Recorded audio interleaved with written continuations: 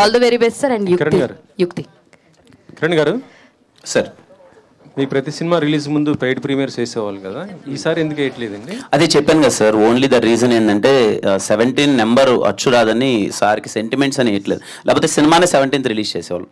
I really wanted ఈ సినిమాకి, ఎందుకంటే మీకు తెలియదు ఏం కదా సార్, ఇప్పుడున్న సినిమాల్లో మనం సినిమా మీద కాన్ఫిడెంట్గా ఉంటే ప్రీమియర్స్ చేస్తే నెక్స్ట్ డే ఓపెనింగ్స్ కూడా అలా ఉంటాయి సినిమాకి. బికాజ్ ఇప్పుడున్న దాంట్లో సినిమా పీపుల్ ఆర్ వెయిటింగ్, ఒకసారి ఎలా ఉంటుందో చూసి చూద్దామని ఒక ప్రాసెస్ అన్నది ఒకటి ఉంటుంది. బట్ ఆ నెంబర్ 17 అనేది వద్దు అన్నందుకు రాజేష్ గారి సెంటిమెంట్ కొద్దీ లేదు అని అంతే. 4 సినిమాలు రిలీజ్ అయ్యాయి, 3 సినిమాలు రిలీజ్ అయ్యాయి, ఇప్పుడు 4వ రిలీజ్ కాబోతుంది.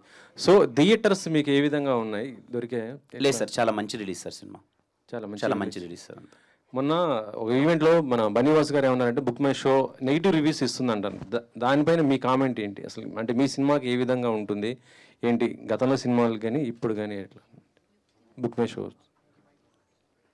అదే సార్, ఇంకా దాని గురించి నేను ఇంత ముందు కూడా ఒకసారి నేను మాట్లాడాను, అది 1-2 ఉంటుంది. I don't know sir, I don't want. ఇప్పుడు అందరూ ఓపెన్ అవుతున్నారు దానిపైన కొంత. లేదు సార్, అంటే to be very honest sir, maybe నేను ముందు అదే తమిళ్ ఏదో ఒకటి మాట్లాడాను కదా, అది అలా వైరల్ అయిపోవడమో దానివల్ల కేరామ్ సినిమా అయిపోయేంత వరకు I don't want to talk about any such things.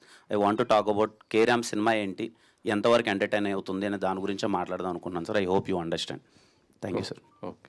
Yeah, యుక్తి హియర్, ఇటు చూడండి, హియర్. Yeah hi. సో మీరేమో ఫస్ట్